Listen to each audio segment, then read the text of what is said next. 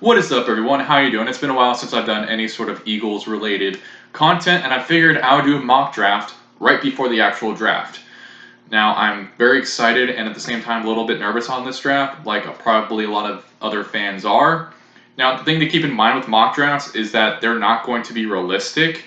So instead, this is more of like what I would do if I was GM of the team. So on that note, I want to know how you guys would all react if this is how the draft turned out. Let me know in the comments down below, especially if this draft doesn't go the way that we expected in the worst possible way. This will be something to look back at or whatever. So on the first move that I'm going to make is a trade, all right? So the trade we are doing, and this is based off of the rumor about us trading up, and that is we are going to trade the 12th overall pick and our own second next year to move up to number 7 with Detroit Lions. The Philadelphia Eagles select Devontae Smith, wide receiver, Alabama. Now here I could have gone either Waddle or Smith. I'd be completely fine with either or of them. And obviously we've been linked to both players. I just feel like the Eagles are more going to go to the Smith route. I just decided to go with Devontae Smith on this particular mock draft, though this is the only mock draft I'm doing a video of. Now we have a second trade in the first round where we send our 37th overall pick and the 84th overall pick for the 17th overall pick from Oakland. And now with the 17th overall pick, we select J.C. Horn. Now we get a shutdown corner on the other side of Darius Slay. Obviously with trading up, there's probably going to be the argument that it's more preferable to trade a second and a fifth to move up into the late first round, or just not trade in general and just, wait for Zaven Collins or Asante Samuel Jr., one of those guys to fall to us in the second round, or if we decide to trade up like that late first round.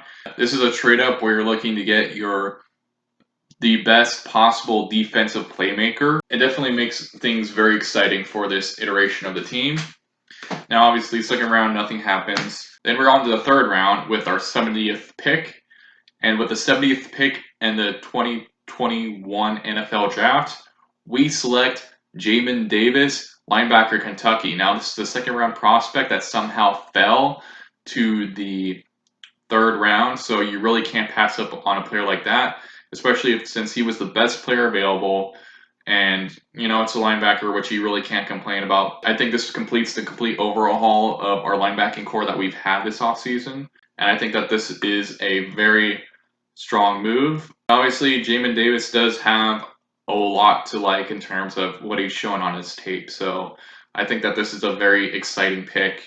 Now we have the third trade of the draft, where we trade our 3rd overall pick for next year, our 4th overall pick in 2023, and a 7th round pick this year to get Carolina's 73rd overall pick.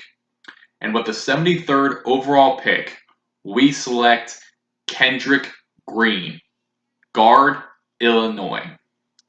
Kendrick Green is a really, really good guard. I think he's, in fact, one of the best, if not the best guard in the draft. This is obviously a very deep offensive line class.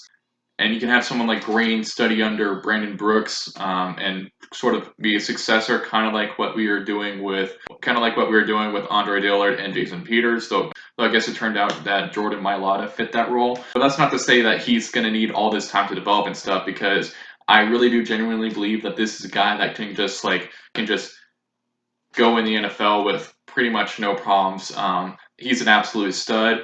This is a player that is projected to go late second, early first. So this kind of fits into that range. Okay, this is weird because PFF kind of flipped the trade and the player, because there's going to be a trade in the 4th round. So anyways, I'll just read the player and then I'll read the trade that happened right after.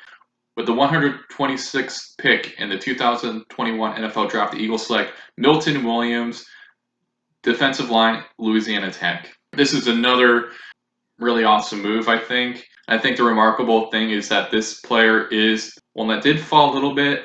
He is more of an earlier 4th round prospect, I think.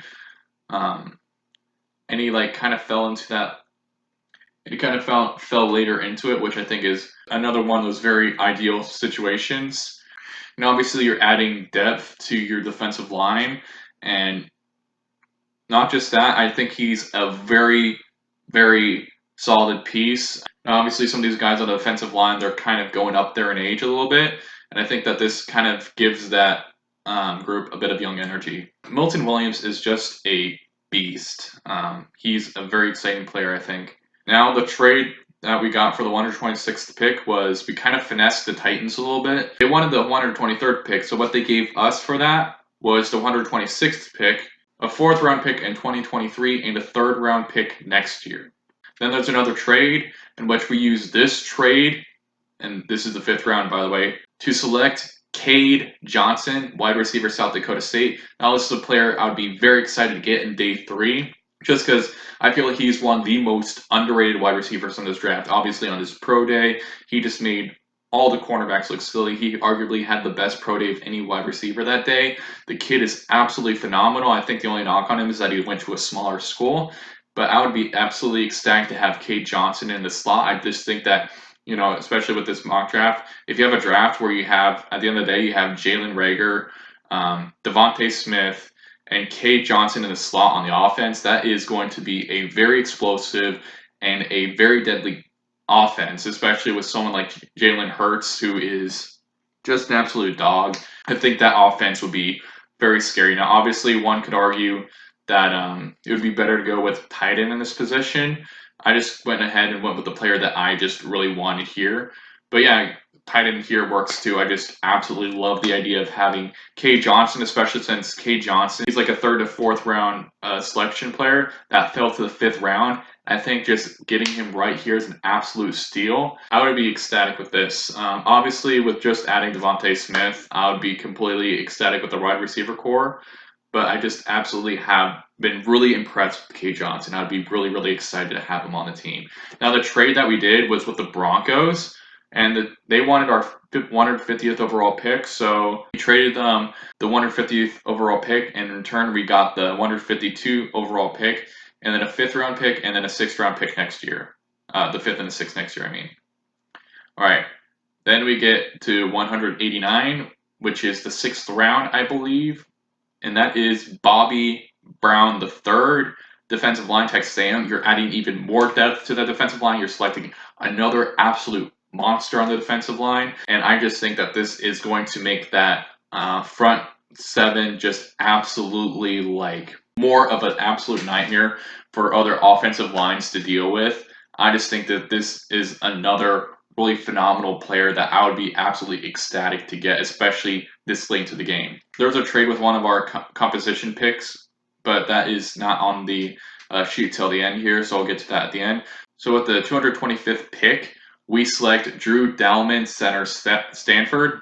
He may need some time to develop just because I don't think he's going to be a starter right away. I think this is perfect because now we have an understudy for Jason Kelce. Jason Kelce is still playing at a very high level, but, every single offseason, it seems like we go through this story of will he retire, will he not retire? So I think that this is a perfect way to be prepared for that, just so it's not like we're scrambling next offseason when Jason Kelce decides to retire.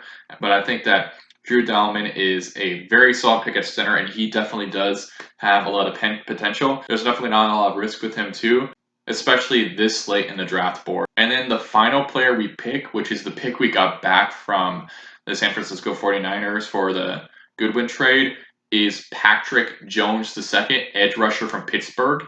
Patrick Jones' stock is kind of interesting because a few months ago, I'm pretty sure his stock was like 2nd round, 3rd round, and he's just plummeted to 7th and undrafted. I don't know why. When you're this late into the draft, I do think that this is definitely a low risk, high reward pick. You're pretty much just like bolstering that defensive line. This is going to be a completely, obviously from this draft, this defensive line is just going to be completely like revamped. So anyways, it was a very simple trade. It was Chicago Bears. That is, we gave them our 224th overall pick for 7th round next year. Obviously nothing too finessey or whatever. But yeah, this is a very strong draft. We got a wide receiver playmaker. We got a shutdown corner. We completed the overhaul of the linebacking core. We got Og Singleton, who is probably the only bright spot on, in my honest opinion, one of the worst linebacking cores I have ever seen. So you definitely keep him. You get Gerard Avery, who was on our defensive line for some reason last year, and you actually move him back to linebacker, which is where he was in the first place. I don't understand what the hell Jim Schwartz was doing with that. So you get him back to the position he was playing. And then on top of that, you get Eric Wilson. And then, of course, you get Davis here.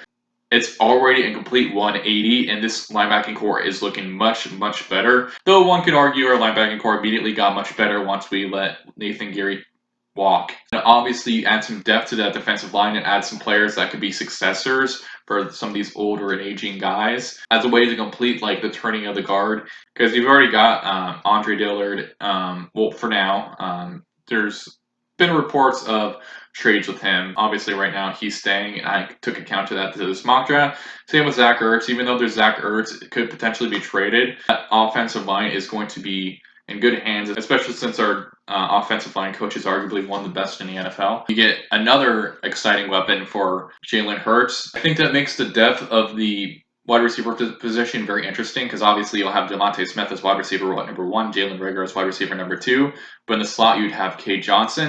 Now, for those wide receiver 4 sets, you could really go with Travis Fulgham or Greg Ward or Quez Watkins. I think that's going to be a very interesting competition if this happens between those guys. I think the biggest note here with this particular draft is just that we are completely strengthening that defensive line here. All these late round picks, even though like this is apparently